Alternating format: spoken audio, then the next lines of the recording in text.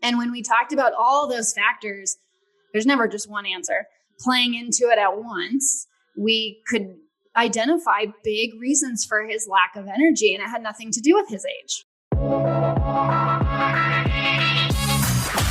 Welcome to the Fit and Healthy Denver podcast, where we discuss all things revolving around health, fitness, and wellness in the amazing state of Colorado, so you can get behind-the-scenes information from industry insiders, special events, and more. Coming up is our host, physical therapist and strength coach, Dr. Jamie Beauvais. And here we go. All right, on this episode, we are welcoming Janna Friedland now? Zellinger. Okay, I knew it. I just wanted you to say it out loud so I didn't screw it up. Janna got married a little while back. I've known Janna for quite a while, and she is the perfect person to have on this part 2 of our episode about You're Just Getting Old. And so we did a pretty long episode on that term, that phrase, and all the questions around it.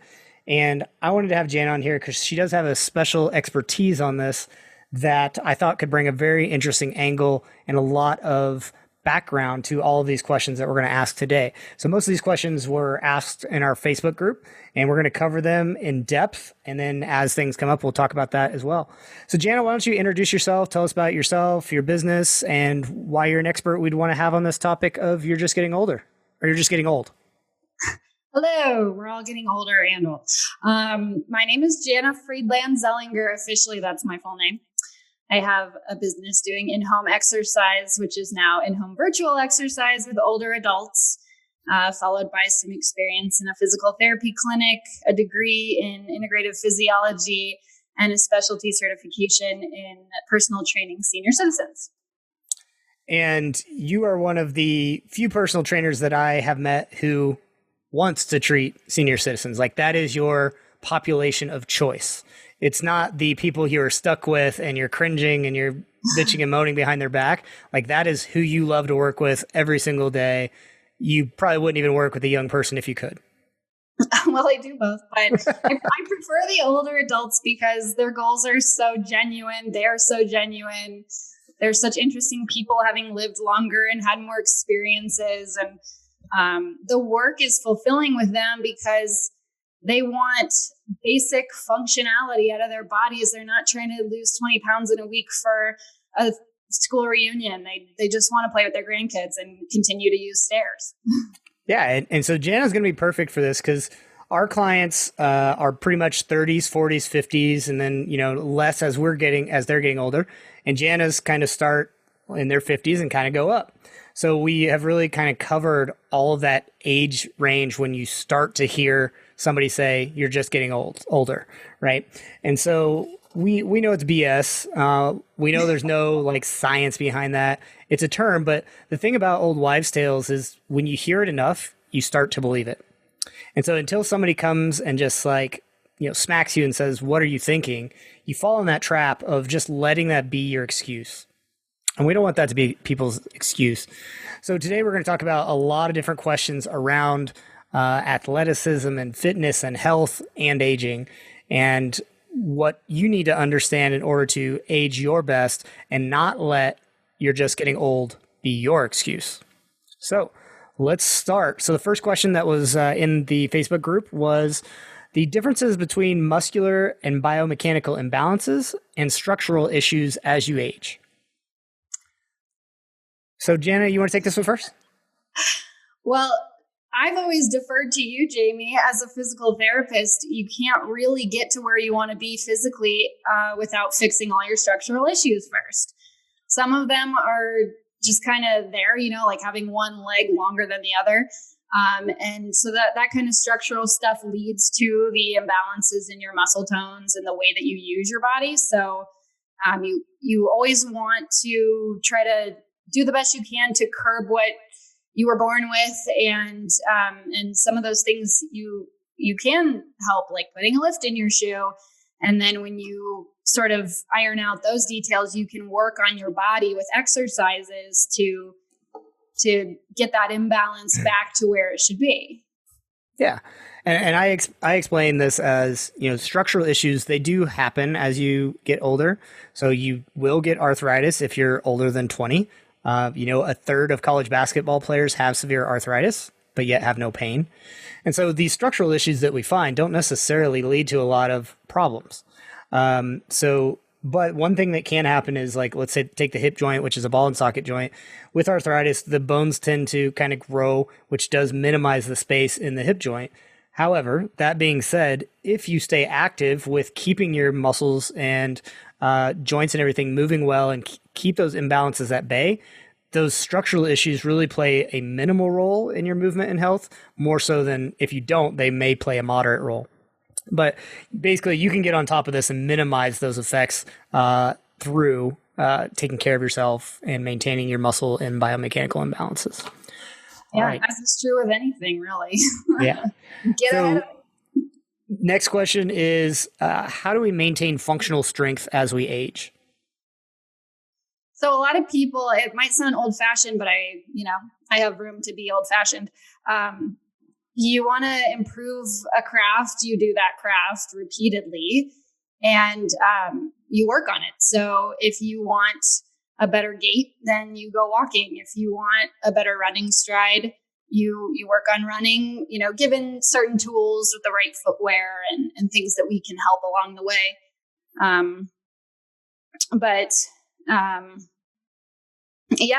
The practice makes perfect.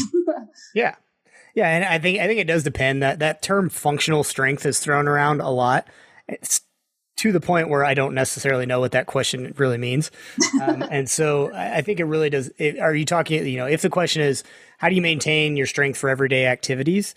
It's you do them. You take your body through a full range of motion, you build the strength, you move and move with resistance. So, if you want to throw your kids in the air, if you want to practice before that, maybe throw a light dumbbell in the air. Or, if you want to throw your grandkids in the air, same thing, except for, maybe just slightly differently. So I think it depends. But yeah, maintaining your functional strength is, first, try not to let it go in the first place. That's the easiest way to maintain it. Yeah, I find that when people stop doing things as they age, they lose the option to. So you decide to walk up the ramp because it's a little easier than the stairs. And if you do that for 6 months and then you go to try to use the stairs again, suddenly the stairs feel a lot harder than they did. Yeah. And maybe you didn't even need to use the ramp before you were still able to use the stairs, but you just did it out of ease and then you lost your skill set to do it. Yeah, taking the shortcuts, like everything in life, sometimes can come back and haunt you. The one thing I would want people to be encouraged by is you can get that back, but maintaining it is much easier than trying to regain it. Oh, yeah. That's 100% what is a challenge in my work, is trying to get people to begin their exercise routine while they still have all their functions, instead of coming to me because, this thing set me back, help me get back to normal. Well, that's a lot harder. Absolutely. If we'd been working on it all along. Yeah. All right. So the next question is, how do we maintain our range of motion and stretching? What are your favorite ways to maintain your ranges of motion as your clients age? Well, I send them to PT a lot. Okay. All right. Nice plug. Yeah. I really think the due diligence is important to do that. We include stretching in 2 ways. We do the static stretches to try to improve muscle length. We do the dynamic stretches to send blood there. Basically, the more you move, the more range of motion you have. If you're sitting, your muscles get stiff. So trying to do the dynamic or movement-based stretches help keep the blood flowing to those areas and they move more readily. And the question too is, how much flexibility do you even want? Most people desire an amount of flexibility more than they truly need. And so we're just trying to maintain, a normal walking gait versus being able to do the splits at 84. And as we continue doing lunges and hamstring stretches, that kind of falls in line. Yeah, absolutely. And one little piece about dynamic stretching, because I mention this all the time, and everybody's kind of like, what is dynamic stretching? So how I define dynamic stretching is it's a movement that takes your body through a full range of motion. So let's say you are, playing soccer. You want to do movements that are similar to soccer that take your muscles and your joints through the full range of motion. So it kind of stretches, but it's kind of that gentle stretch with movement. And the whole idea there is not only that it's movement based, but that it is priming your brain for those movements so that there is some injury reduction risk with that specifically. So, and absolutely, I agree with that. I think that's the way more people are going, even professionals. You rarely will see them do static stretching anymore. It's not that there isn't any benefit to that, but it's a different time and a different place for that. And that's a detailed topic, so probably a topic about a whole another podcast. But all right. So the next one is steps of the injury recovery process. So one thing, we talked about this a lot in the other episode, in that you don't just have pain because you get older. However, injuries are more common as you get older. And I talk about why in the previous episode. But Janna, for your clients that are injured and having some pain, what are your steps in moving them from pain and stiffness into that like movement-based athletic life that they want? PT, no. So if a client comes to me with pain, I try my best to identify the reason for it. And that involves asking a lot of questions, because if I could crawl inside of my client's body and feel for them what it is and tell myself what's going on, that would be ideal. Obviously, I can't. So I pose a lot of questions to find out what movements they feel it during, if it's all the time, if it's sharp shooting, if it's dull aching. These questions answer a lot for me as to whether or not I think that we can manage it with exercise, or if they need something a little deeper, like a structural change with physical therapy. Sometimes even surgery is the answer if it's bone-on-bone arthritis or something that's just not fixable. Yeah, and I would shorten that down to work with somebody who has been there before and knows how to help you out. So if you're having that injury and you just don't know what to do, find somebody who's helped people before. That is not your friends or family or somebody that's just passing by, because while they are trying to help, I guarantee you that will not work. And everybody's different. So just because someone went through it doesn't mean it's the same situation. Absolutely. Yeah. What worked for somebody's back pain is not necessarily going to work for yours. There's literally hundreds of causes of back pain. Oh, man. The likelihood that would, if that worked, there'd be one YouTube exercise on how to fix back pain, right? It'd be watched 100 billion times, and that would be it. Well, and we always want to start with the easy thing, like, even just this summer, a stretch made my back pain go completely away. I didn't think that was possible, but I started doing a stretch. My body told me it's what I needed, and I completely curbed it that way. So sure, you definitely want to try and do things that are kind of those quick, easy fixes before you turn to something like surgery or something more expensive. And that's always worthwhile to try. Mm-hmm. Yeah. Yep. All right. So this next question is, what are the effects of age on the body, and how do we maintain function with increased age? I want to go back to, like, what do you want? Because some people just don't care to be as mobile as they once were. Their golden years are meant for resting and enjoying the fruits of their labor. And so I just ask, what is it that you wish to maintain to still do? And then we work on those things. If somebody's doing a CrossFit competition, obviously you need to be building a lot of strength for something like that. If you just, to use your example earlier, want to lift your grandkid in the air, then we're just going to do basic strengthening exercises to maintain the shoulder girdle and keep a healthy rotator cuff. Yeah. Depends on the person. Based on their goals. Yeah. Yeah. I remember probably the one and only time I engaged in a little bit of ageism. I had a patient that was 92 years old, and I didn't get to talk to her before she came in. This was at another clinic that wasn't mine.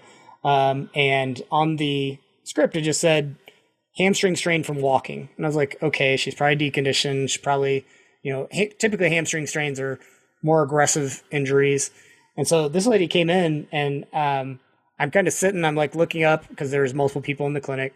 And I thought it was somebody else's client because this lady was very spry. And eventually kind of went up and talked to her and said, hey, I don't remember her name, but hey, are you Susie? And she was like, yes, I am. It turns out this lady was a 92-year-old. Thank you for listening to the Fit and Healthy Denver podcast, brought to you by Kinetic Chain Denver Physical Therapy. If you know anybody that you think would benefit from listening to this podcast, please share it with them. And don't forget to hit that subscribe button so you can enjoy all the great information we're bringing you in the next episode.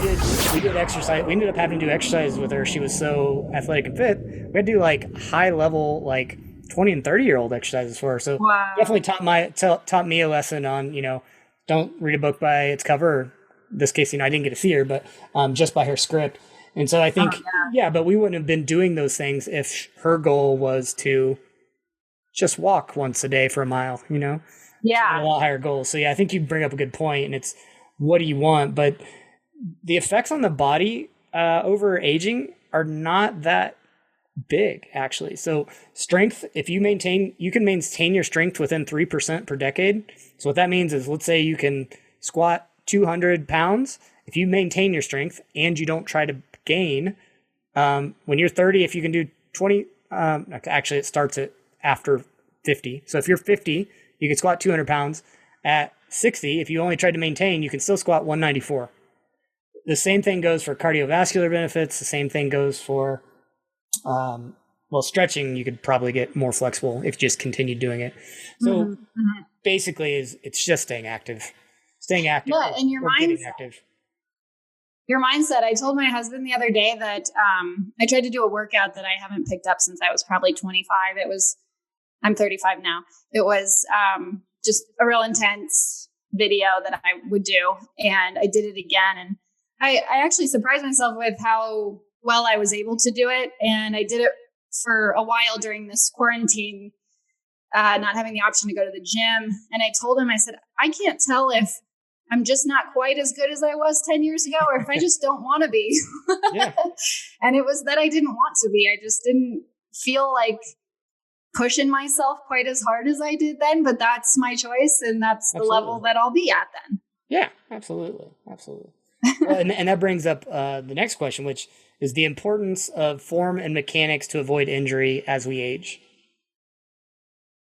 I think that's important no matter what age you are. I'd agree. Yeah, 100%. I don't know that it's necessarily more important as you age. If anything, I think when you're younger, you are more likely to ignore form, and you're more likely to get injured because of that, because you are not worried about injuries as much as you are when you're older. So if anything, I think, I see less technique and form injuries as people age because they focus more on that than just throwing up a weight, for instance. Yeah. And I think there's kind of like that tough mentality of like, push through the pain and ignore, like you said, ignore that this hurts, whereas an older person might have the experience to say, last time I felt that shoulder twinge, it wasn't so good. I should probably stop right now, take a break, readjust. Right. And I think a lot of it comes down to ego, right? Like you're not trying to impress anybody. By the time you get in your 50s, 60s, you're doing it for yourself. Absolutely. You're not doing it for anybody else. You're not trying to be stronger than the next guy you don't even know next to you. We hope. Yeah, exactly. All right. So what are some common injuries of aging? So that is kind of the next question is, what are common injuries of aging and how do we avoid them? Again, I think common in all ages. You would probably know better than I would, Jamie, of what you've seen come into your doors, but I know shoulders are a big one in that they move in 360 degrees basically. So we can kind of pop those out of place at times. There's all those muscles and ligaments in there. So maintaining the integrity of all the soft tissue and muscle tone in there is key. Obviously I see a lot of knee stuff too. Just over time with my clientele, you've got gravity working against you a little bit. So Sometimes that cartilage wears away, and we've got some arthritis issues down the line as well. Anything that takes a lot of your weight bearing, I think, can over time become an issue if it's not well maintained. Yeah, I would say that's where I see the biggest issues with aging is if you have kind of let things go, you haven't been as active, and then you try to do something. So you're getting in your 60s and you're not active, and then you try to help your son move across the country or something, and you're lifting a heavy dresser drawer or something like that. It's more those activities of inactivity that tend to injure people. And we're a lot better than this than almost any state because people generally stay more active here than they do in any other state. Totally. So I would say, you will see people in their 70s and 80s passing you on a 14er, which is humbling to say the least, right? Those are all my clients, by the way. No. Yeah, exactly. Yeah, exactly. If you want to, pass us young, I'm not going to call myself a youngin, but youngins like Janna up the mountain, take Janna's classes and zoom past us. Yeah, but I think it is that it's when you don't stay active and strong and mobile and flexible that's when you get injured. So if that's when you get injured, the way to avoid it is to stay active, to stay mobile. Yeah, and to piggyback off you, obviously we can't be always doing the things we want to do all the time. Sometimes you take breaks from skiing because it's summer and then you want to get back into skiing or whatever the hiatus is for. I always find it's really key to avoid injury by warming up, giving your body the due diligence and building things very gradually. Good point. Instead of trying to pick up where you left off, just scale back a little bit and build it back up again and then chances are you'll likely get ahead of where you left off because you didn't waste time on nursing an injury. Yeah, very good point. Very good point. So the next question was more about treatment for injuries. As you age, the only thing is it takes a little bit longer just because of the healing process just takes a little bit longer as you age. When you're 20, if you injure yourself, you're probably fine within a week. If you do that when you're 50, yeah, it's going to take a couple weeks. With that same injury, it's probably going to take just a little bit longer. And that's normal. It's not to be worried about. But generally, the nice thing is people who are older take care of their bodies a little bit more. They value their bodies a little bit more because after the time you start turning about 35, you have an injury, you kind of realize because of that injury, you can't do what you want to do. And so you start valuing your body a little bit differently. And, once it's taken away from you, it's eye-opening, right? I had my first serious injury last year and, it was scary. It was the first time I'd went through a serious injury. I was snowboarding and, I went off a massive jump. I didn't really, it was tiny, but, nice. It was tiny. But, I was like, I love snowboarding. Will I ever be able to do that again? And of course I was fine eventually, but, it's scary. And so, you learn to value those things. And so when you value it, you get it taken care of faster. So even though the injury process sometimes takes longer, the overall process, because you got started earlier, many times is actually faster. So those people who value their body tend to come in faster for physical therapy. They'll seek people out like Janna for help in getting back to the things that they want to do. And overall, that process is just that much smoother. Yeah, and when they do their homework in PT, that makes my job a lot easier. Yeah, and vice versa. Like we like to work with personal trainers like yourself because you are another set of eyes for us, and you can help them with form, you can help them with technique. And we always like to communicate with people like you because there's several different reasons. But one, I've had a couple clients that tried to play the personal trainer off me and was like, "Oh, Jamie said this. I don't have to do this exercise today." And then the personal trainer who I had already texted was like, "No, actually, he said this right here." And he showed him the text, and the guy was like, "All right." So, the last thing I want them to do is use me as an excuse to not push it hard with you.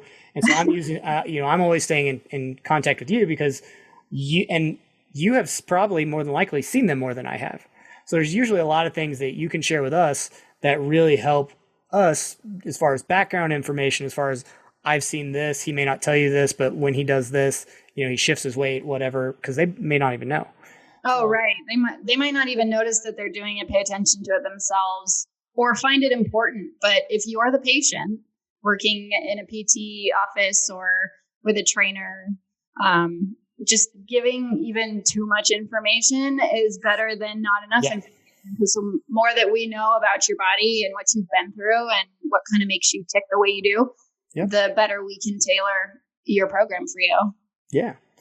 All right. So we've got one final, it's more of a comment, and we'll talk around it more so than a question. So we had somebody who said, I hate it when people tell me this. And here's the quote. Well, you're just getting older. So you're just have less energy and you're going to be more tired all the time. So what is your comments on that?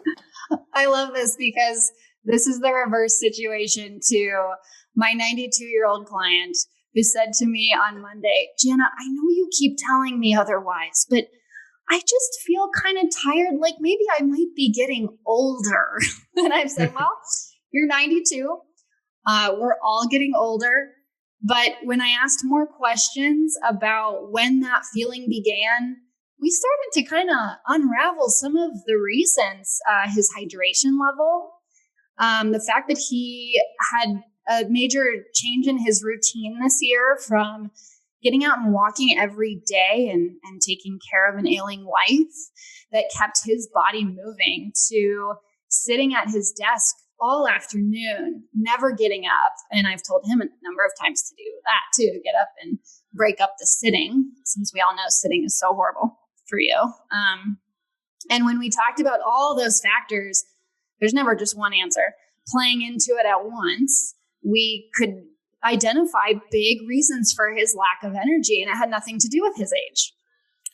Yeah, right. So there's reasons you mentioned, like hydration, there's sleep, there's exercise, there's different stresses as you age. There is strength as you age. So if you let your strength go, the same exercise you did 10 years ago is now more strenuous on the body and is going to cause you to be more tired. Mm-hmm. So I think, as we age, our body changes. And so as we change, we need different hydration, nutrition, sleep, stress. We need to adapt with these things.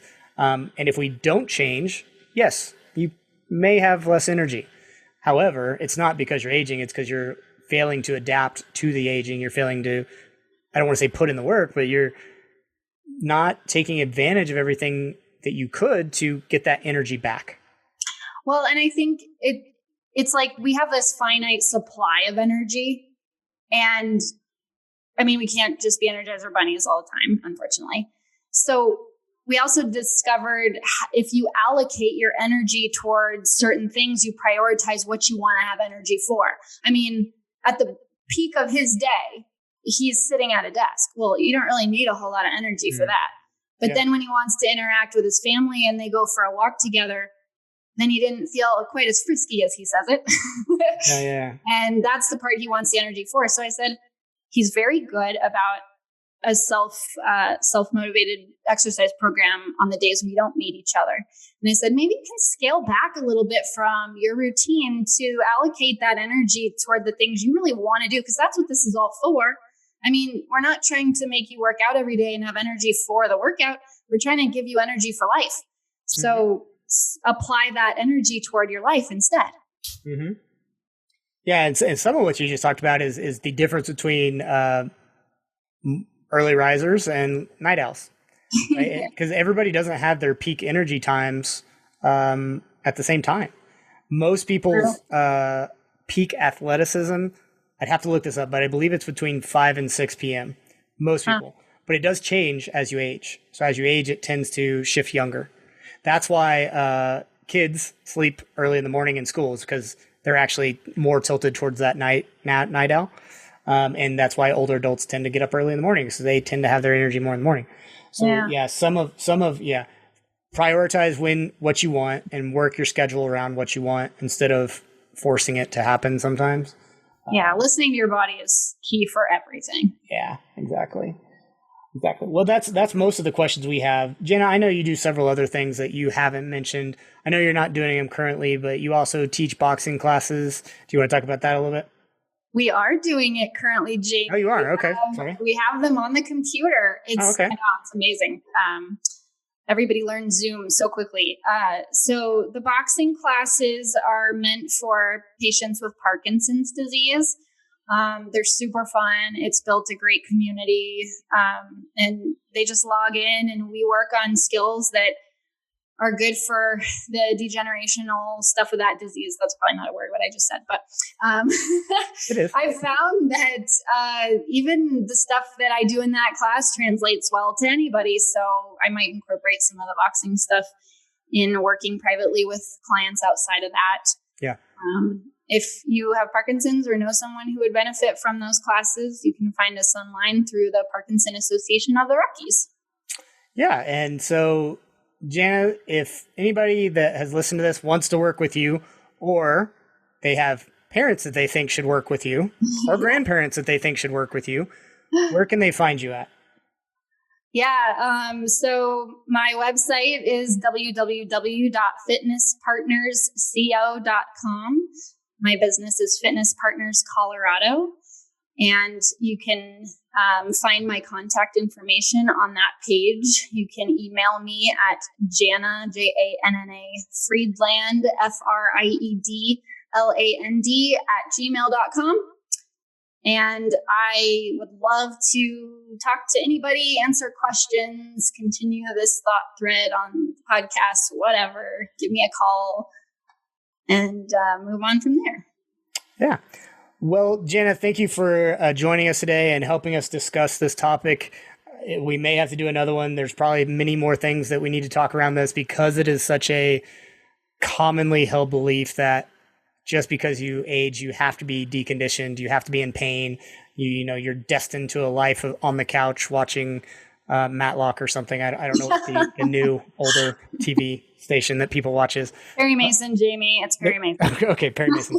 So yeah, thank you for coming on, helping us dispel these myths, and maybe we'll have you on again sometime. So thank you everybody for listening, and check Janna out and what she can do for you, your parents, or your grandparents. All right. Thank you. Thank you for listening to the Fit and Healthy Denver podcast, brought to you by Kinetic Chain Denver Physical Therapy. If you know anybody that you think would benefit from listening to this podcast, please share it with them. And don't forget to hit that subscribe button so you can enjoy all the great information we're bringing you in the next episode.